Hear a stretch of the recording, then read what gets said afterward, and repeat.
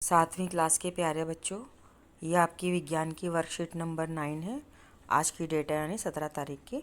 हम मानव में पाचन पढ़ेंगे। तो बेटा बुक में से ये पाठ पढ़ना। ये हमारा शरीर के अंदर होता है बेटा। ये मुंह हो गया, मुख बोलते हैं ना इसको, मुंह हो गया। ये एक पाइप होता है, जो मुंह से खाना खाते हैं वो पाइप का नाम है भोजन नली यानी ग्रसिका। नली से ये एक थैले में जाता है, थैले का नाम होता है आमाशय। आमाशय के साथ एक पाइप जुड़ा होता है। पाइप नहीं बोलेंगे बेटा, छोटी आंत बोलेंगे उसे। तो छोटी आंत मतलब शुदांत्र। तो आमाशय से खाना जो है छोटी आंत यानी शुदांत्र में जाता है। शुदांत्र से ये बड़ी आंत जुड़ी होती है, बड़ी आंत को हम बोलते हैं बृहदांत्र। और फिर यहाँ से जो खाना है वो बाहर जो निकलता है उसको हम मल यानी लैट्रिन या पॉटी कह देते हैं। ठीक है, तो ये हमारे शरीर का हिस्सा है, इसको हम पाचन तंत्र कहते हैं। तो इसमें हमारे साथ यकृत, पित्ताशय, अग्नाशय ऐसे जो हैं ग्रंथियाँ जुड़ी होती हैं, जो ऐसे रस निकालती हैं जो भोजन को पचाने में सहायता करती हैं। तो बेटा पचाने का मतलब हमने पिछली वर्कशीट में पढ़ा था। पचाने का मतलब है कि जो भोजन में ऐसी भोजन जो हमारा ऐसे पदार्थ होता है जो कि पानी में नहीं घुलता, तो उनको हम पानी में घुलनशील बनाते हैं। इस पूरी क्रिया को हम पाचन कहते हैं। ठीक है, तो इसमें हमारा क्या था कि जो कॉम्प्लेक्स चीज़ें होती हैं, मतलब जैसे कार्बोहाइड्रेट हो गया, प्रोटीन हो गई, वसा हो गया, इसको किस में बदलते हैं? पानी में घुलनशील में। तो कार्बोहाइड्रेट चीनी में बदल जाता है, चीनी पानी में घुल जाती है, ग्लूकोज में बदल जाता है। जो प्रोटीन होती है वो अमीनो अम्ल में बदल जाता है। ठीक है, और जो वसा यानी घी, तेल, मक्खन होता है वो वसा अम्ल या ग्लिसरॉल में बदल जाता है, ग्लिसरीन में। ये सब पानी में घुलनशील होते हैं। तो पाचन का याद करो, क्या वाक्य लिखवाया था हमने। ठीक है, क्योंकि हर चीज़ बार बार नहीं बताई जा सकती, तो मैं चाहती हूँ कि आप मुझे बताएं कि पाचन किसे कहते हैं। तो इसमें हम दोबारा से मैं इसको बताती हूँ आपको, देखो। ठीक है, तो सबसे पहले भोजन जो मुख गुहिका में जाता है। ठीक है, मुख गुहिका से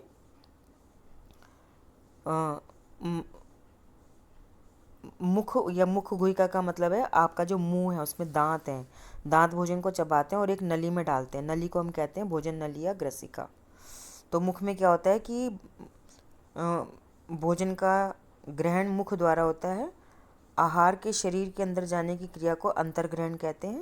ये हमने पिछली वर्कशीट में ही पढ़ा था। तो हमारा खाना जो मुंह से अंदर जाता है अंतर्ग्रहण हो गया। फिर ये जाता है खाने की नली में, जिसको हम ग्रसिका कहते हैं। तो निगला हुआ भोजन ग्रसिका में जाता है। ग्रसिका की भित्ति के संकुचन से भोजन नीचे की ओर जाता है। ये जो नली है, इसकी जो दीवार है वो इस प्रकार से संकुचन, फैलना सिकुड़ना करती है, जिससे कि भोजन नीचे आमाशय में जाता है। तो बेटा आमाशय में क्या होता है? आमाशय की मोटी भित्ति यानी दीवार होती है, एक थैली नुमा रचना होती है मोटी दीवार वाली, और वह एक और ग्रसिका से जुड़ी होती है और दूसरी ओर जो है शुदांत्र में जुड़ी होती है। शुदांत्र मतलब छोटी आंत। ठीक है बेटा, याद रखेंगे, शुदांत्र से जुड़ी होती है। तो आमाशय का जो आंतरिक अस्तर होता है, अंदर वाली सतह होती है, क्योंकि थैलेनुमा रचना है ना, तो इसमें 3 काम होते हैं। सबसे पहले है कि इसमें म्यूकस यानी बलगम निकलता है, तो ये आमाशय की आंतरिक भित्ति की सुरक्षा पैदा करता है। तो बेटा इसको हम हिंदी में म्यूकस को, बलगम को, क्योंकि हम विज्ञान पढ़े ना, तो श्लेष्मल बोलेंगे। ये लिखा है ना शब्द श्लेष्मल। फिर इसमें पाचक रस निकलते हैं जो प्रोटीन को सरल पदार्थों में तोड़ते हैं। फिर इसमें हाइड्रोक्लोरिक अम्ल नाम का तेजाब निकलता है। ये जीवाणु को नष्ट करता है जो भोजन के साथ आ जाते हैं, और साथ ही आमाशय के अंदर अम्लीय माध्यम बनाता है, जिससे कि पाचक रस काम कर सके। ठीक है, तो ये जो आमाशय है फिर छोटी आंत से जुड़ा होता है। तो छोटी आंत में बहुत बड़ी कुंडली के रूप में होती है, गडमड जैसे दिख रही है बेटा। ये 7.5 मीटर लंबी होती है, और इसके अंदर यकृत और अग्नाशय से स्राव आता है, अग्नाशय से। तो बेटा यकृत जो होता है शरीर की सबसे बड़ी ग्रंथि होता है, ये पित्त रस निकालती है। जो एक थैली में इकट्ठा हो जाता है उस थैली को पित्ताशय कहते हैं। तो यकृत से जो रस निकलता है वो पित्ताशय में जुड़ आता है, पित्ताशय से वहाँ पे जाता है जहाँ पे आमाशय और शुद्धांत्र जुड़ती है, उस जोड़ से ये यहाँ से रस जो है निकल के मिल जाता है। ठीक है। और फिर अग्नाशय जो होता है वो कहाँ होता है, जो आमाशय के नीचे छुपा हुआ होता है। ठीक है। और पित्ताशय कहाँ होता है, यकृत के नीचे छुपा होता है ना, सबने अपनी जगह बनाई हुई है। तो अग्नाशय क्या करता है, अग्नाशय भी बहुत बड़ी ग्रंथि है जो आमाशय के ठीक नीचे स्थित होती है, और ये अग्नाशयिक रस निकालती है और जो कि प्रोटीन और कार्बोहाइड्रेट पर क्रिया करता है तथा उनके सरल रूप में परिवर्तित करता है। तो कार्बोहाइड्रेट को शर्करा में, ग्लूकोज में बदल देता है, वसा को ग्लिसरीन में या वसाम्ल में बदल देता है, प्रोटीन को वो अमीनो अम्ल में बदल देता है। तो ये सब पानी में घुल जाते हैं। देखो बेटा, जो हम कठोर पदार्थ खाते हैं जैसे आलू, चावल, दाल, ये सब पानी में नहीं घुलते ना, क्योंकि कठोर पदार्थ हैं। तो जब हमारे आमाशय में जाते हैं तो उसमें पाचक रस मिलते हैं, तो वो इन कठोर पदार्थों को सरल पदार्थों में बदल देते हैं। सरल पदार्थ कौन से होते हैं, जो पानी में घुल जाते हैं, क्योंकि वो पानी में घुल के ही हमारे खून में आएंगे और खून से वो जो है हमारे सारे शरीर में जाएंगे ताकत देने के लिए। तो बेटा ये पानी में जो घुल जाते हैं सरल पदार्थ बनकर, तो शुद्धांत्र में ही वो सारे खून के द्वारा चूस लिए जाते हैं। तो आंतों में क्या होता है बेटा, अवशोषण होता है। अवशोषण मतलब चूसना होता है। तो स्थित रुधिर वाहिका में यानी खून की नालियों में चला जाता है। तो इस विधि को हम अवशोषण कहते हैं। और शुद्धांत्र के अंदर की लाइन पे उंगली जैसी रचनाएं होती हैं अंदर की तरफ, वो उंगली जैसी रचनाएं जो होती हैं उनको हम दीर्घरोम कहते हैं या रसांकुर कहते हैं।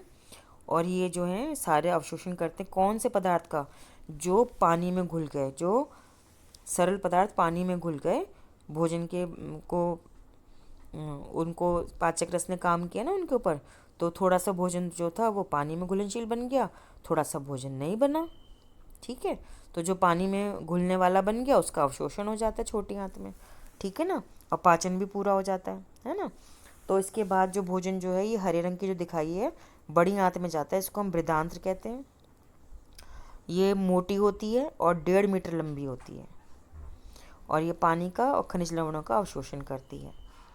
और जो बचा हुआ अपाचित पदार्थ है, अपाचित पदार्थ कौन सा होता है, जो कि पानी में नहीं घुलनशील नहीं बन पाता, वो जो है इसमें आ जाता है और फिर वो मलाशय में चला जाता है। मलाशय ये वाला हिस्सा होता है, और उसके बाद मल बन जाता है। मल मतलब लैट्रिन बन जाता है, और समय समय पर गुदा द्वारा वह बाहर निकाल दिया जाता है। इसको निष्कासन कहते हैं। तो गुदा मतलब जहाँ से लैट्रिन बाहर निकलती है। ठीक है बेटा, चलिए अब हम इसके प्रश्न उत्तर करते हैं। तो मैं रंग बदल लेती हूँ बेटा इसका जरा सा। पहला प्रश्न है, यकृत का क्या कार्य है। तो बेटा यकृत का कार्य यहाँ से लिख देंगे आप पहले प्रश्न के लिए। ठीक है। दूसरा प्रश्न है, पाचन तंत्र के दौरान के कौन से भाग द्वारा ये क्रियाएं होती हैं। जीवाणु का नष्ट करना तो बेटा आमाशय में हो गया, है ना, और भोजन का संपूर्ण पाचन शुद्धांत्र में हो गया। ठीक है। तीसरा प्रश्न है, दीर्घरोम अथवा रसांकुर किन्हें कहते हैं, ये लिखा हुआ, दीर्घरोम रसांकुर किन्हें कहते हैं। चौथा प्रश्न है, मानव पाचन तंत्र का एक स्वच्छ नामांकित चित्र बनाइए। तो बेटा आपकी जो टेक्स्ट बुक है उसमें इसका एक फ़ोटो बनी हुई है, उसको आप देख के वहाँ से बना लें। इतना सारा लिखने की ज़रूरत नहीं, जैसे ये वर्कशीट में ऐसे लिखने की ज़रूरत नहीं है। सिर्फ ये चित्र बनाइए और इनका सिर्फ नाम लिख दीजिए, मुग्गुई का ये वाला, ऐसे आमाशय, शुद्धांत्र, बृहदांत्र, बस ऐसे नाम लिखने हैं। तो बुक से बनाएंगे ज़्यादा अच्छा है।